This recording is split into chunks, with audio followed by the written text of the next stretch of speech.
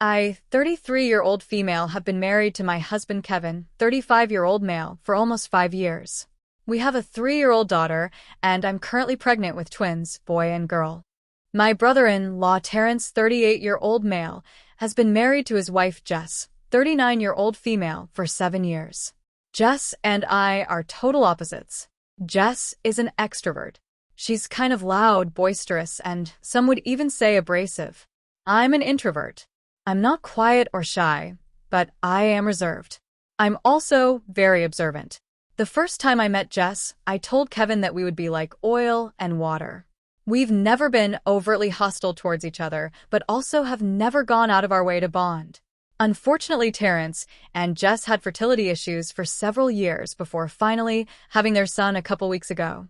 Prior to this, Jess was very odd towards us when I was pregnant with our daughter. The best way to describe it is hot and cold. One minute she pretended like she didn't care that we were talking about it at family gatherings. The next she was volunteering to throw the baby shower. I gave a firm no to that. We both assumed the behavior was because of their fertility issues and didn't think too much of it. But the strangest thing she did was almost demand to know what we were naming our daughter before we announced it. She asked us constantly after our gender reveal and got visibly annoyed when we just laughed her off and said it was a secret. We couldn't understand why the hell she cared so much, as she was not expecting at this time. Regardless, we didn't share the name with anyone. When our daughter was born and her name was finally announced, Jess was kind of obsessed with it. I don't know how to explain it. She just kept going on and on about how beautiful and unique it was. To this day, she comments about how different it is. The name we chose is a common Welsh name which wouldn't be all that different except for the fact that we are African American. I've always gravitated towards names from different regions and found and fell in love with the name years ago and never shared it with anyone prior to Kevin. Fast forward to both of us being pregnant at the same time. Jess' odd behavior continued towards me, but this time it was more blatant. Snarky comments under the guise of jokes about how big I was going to get with 2 babies and that my body would never snap back like it did after our daughter.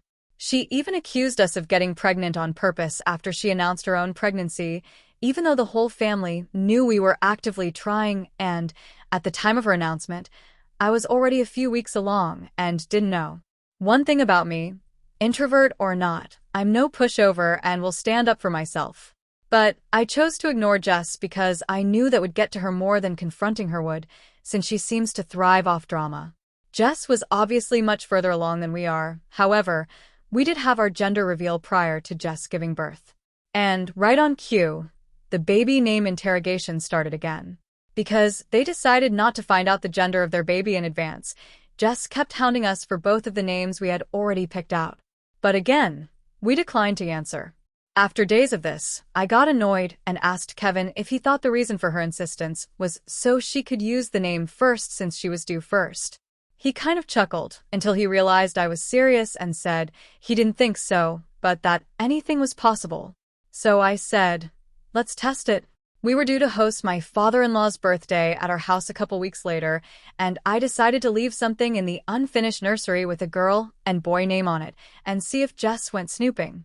Because Kevin thought it was silly, he said he would give me $20 if she did it. So I went on to some site where you can order custom name wall decals and put in the names Aria Rose and Sebastian Ollie. These are names that we like but aren't remotely close to what we chose. This will also be our last pregnancy, so even if Jess did use them, we wouldn't care. I didn't complete the order. I got to the final page and then printed it out and hid it in a dresser drawer in the nursery. The party goes off, but because we were busy hosting, we never noticed if Jess disappeared for any extended period of time. When I went into the nursery the next morning, nothing was out of place and the order sheet was still in the exact location. So we both just went welp and forgot about it. I did, however, notice that Jess never asked us about the names again. Then Jess gives birth. We went to the hospital to give our congrats. When we go in and see the baby, I asked what his name was, and man, I cannot properly explain the shit-eating grin that came over Jess' face as she says Sebastian Ollie. I mean, she was really proud of herself, and honestly, it's the most vindictive I have ever seen her look in the years I've known her. But instead of reacting how she was expecting, I put on a performance like I had graduated from Juilliard, saying, OMG, that's such a great name. He's so cute, look at his whittle face. Oh, I just love him so much. Welcome to the world, Sebastian. Auntie is gonna spoil you rotten. I mean, I am laying it on thick without an ounce of bother. The range of emotions on Jess' face went from shock to confusion to rage in a span of maybe 17 seconds. Meanwhile, my husband is holding in the laugh of the century. We later say our goodbyes, and he gives me a 20 in the elevator while almost crying laughing. All I could say was, like I thought. This was 2 weeks ago, and we haven't seen them since because we wanted to give them time to settle in with the new baby. I have heard from my mother-in-law that Jess doesn't seem as thrilled about motherhood as she thought she would be considering how long it took them to conceive, but said it might just be baby blues. Obviously, I think she's just disappointed that her petty move didn't have the desired effect on us. I did share this with my sister, and while she laughed initially, she did say it was kind of a messed up thing to do. But I really don't feel that bad about tricking her. What do you think?